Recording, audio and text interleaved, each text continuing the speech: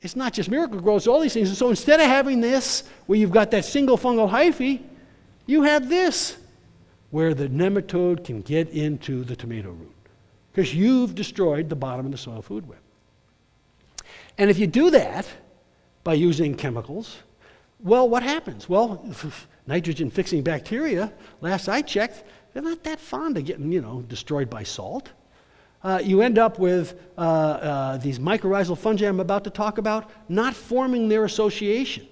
Now, they form an association and feed 96% of all plants. And you end up with them not being there. And if they're not there, the carbon they produce is not there, and the foods that they bring to the plant, nitrogen, copper, iron, all of this stuff, phosphorus, doesn't get to the plant unless you feed it. And so when you look at the labels of these things, you've got to apply Miracle-Gro every 2 weeks. Why? Because you become the bottom of the soil food web that you've destroyed by various things that you've done. And so you have to use the stuff constantly. And, it's bad. It causes some problems. There's no question it works. But it works at the expense of the plant. You end up with dependency on Miracle-Gro. You end up with diseases because you've destroyed a lot of the things that would protect the plant, And then you have to start using pesticides because who wants to eat an apple with a flaw in it? That's not the only crazy thing we do to the soil food web. We use some pretty cockamamie chemicals, and we do it in some pretty cockamamie ways. I mean, if you want to put chemical on a plant, put it on the plant. Don't put it in the air, on your body and everything else. I guarantee you this lady died of breast cancer a couple of years after that picture was taken, without question. I mean, what were they thinking? And then we do things like rototill. Now, I used to say rototilling was a guy thing. If you live in Anchorage, Alaska, you rent a rototiller every single year and rototill your garden. Sometimes you rent it twice. I don't know how you do it down here. But in Anchorage, nobody owns their own rototiller because you only use it 2 times a year. And so what you do is you go and you rent it from Steffen's Tool Rental, and you tell, everybody, I'm going to rototill today. It's a Saturday. You go get the rototiller. You have it for 4 hours because you get it for half a day. You've already spent an hour going to get it. And so you get it, and you get into the garden, and rototilling is fun. If you're a guy, rototilling is that motorcycle your wife won't let you have. It's the big engine, and you're there, And so you rototill this way, straight, and then you rototill back. So you do that maybe an hour. I got a couple more hours. So then you go, diagonal, and go. And by the time you finish, you say to the wife, "Hey, I'm taking this rototiller back. Don't touch the garden. Don't go in the garden. Don't let the dog out. Don't let the kids go in the garden. You can put your arm in the soil down empty. It's so fluffy and beautiful." You take the thing back, and as you're driving home, it starts to rain. Oh, God. Or it rains hard maybe. What's happening? The air that you've fluffed into that garden is getting pushed out.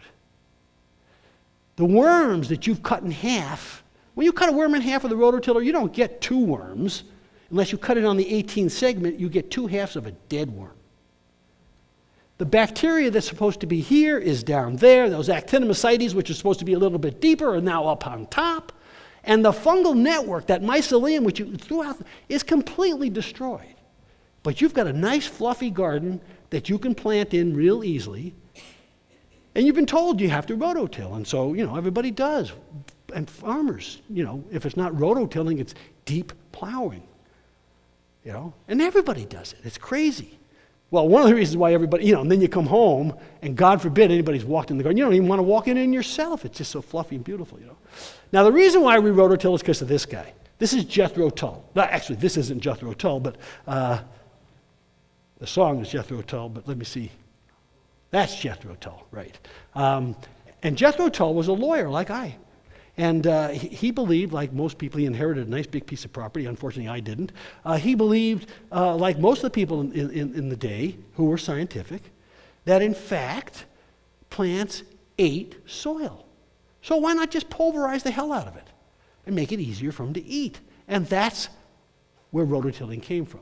Now, this guy lived during the time of what are known as the American founding gardeners. Thomas Jefferson, George Washington, John Adams, Benjamin. These guys were gardeners. They were farmers. Ben Franklin, they were all into this stuff. And they read his papers, and they believed him.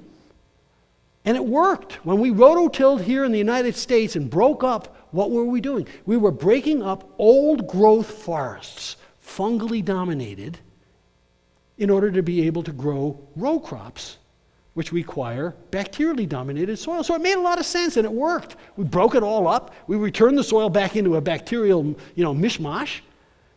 But we continued to rototill every year since.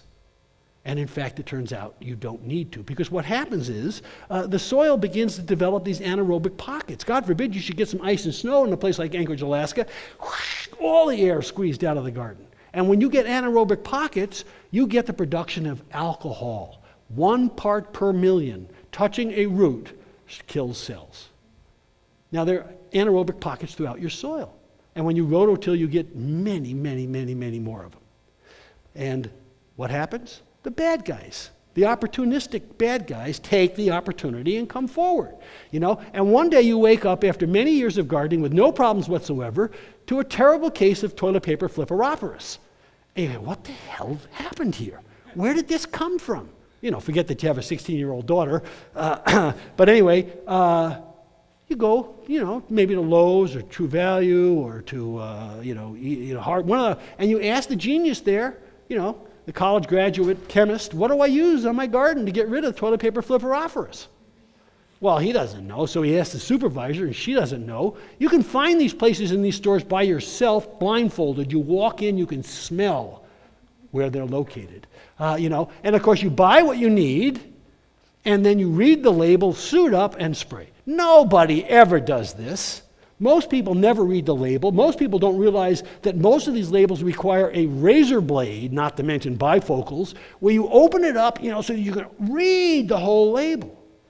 You get this stuff and you use it. And because you're a gardener and you're a smart person, you don't need anybody's help, or a farmer. You just spray it on. And if you live in a place like Anchorage, Alaska that has a really short season, my God, I better put it on twice because I want it to really work quickly. And of course, you hit the beneficials as well as the bad guys. And it's a slippery slope, and things get worse and worse, and pretty soon you have to develop a very special strategy in order to be able to figure out how to survive. It's just that simple. And we spray our food because we don't want blemishes. Whoa, man, and then we worry about our lawns.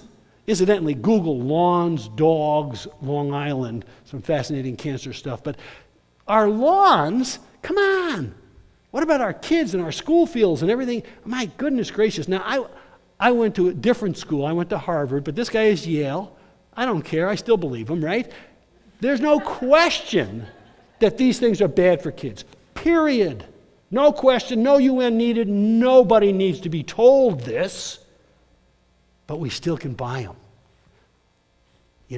We wonder why 1 in 9 women has breast cancer. I can tell you that I gave my wife breast cancer. I'm convinced I gave my wife breast cancer. I've been writing a garden column in the Anchorage Daily News for 41 years without ever missing a week because they put your picture in the paper when you're not there. To me, that always said, he's not there, rob his house. So I always have a column. Anyway, during the time I've written my column, and I'm still writing it, about 14 different chemicals have been removed from the market that I was recommending people use before 1996 when I made my conversion. They were removed from the market voluntarily by the companies. One of them was a product called Saigon 2E. The Rose Society of America was where I learned about it. They would take it, and I would take it, and tell my readers to take it and put it around your plant that has aphids, whether it's a rose or a birch tree. And there were years in Anchorage, Alaska, where you would see these dark 6-inch stripes around every birch tree in Anchorage, Alaska, where people put the Saigon 2E, a systemic, that killed the aphids. One time, I put the stuff into a styrofoam cup. I went to get the paintbrush, and the styrofoam cup was gone. I gave my wife breast cancer. Don't use chemicals, period.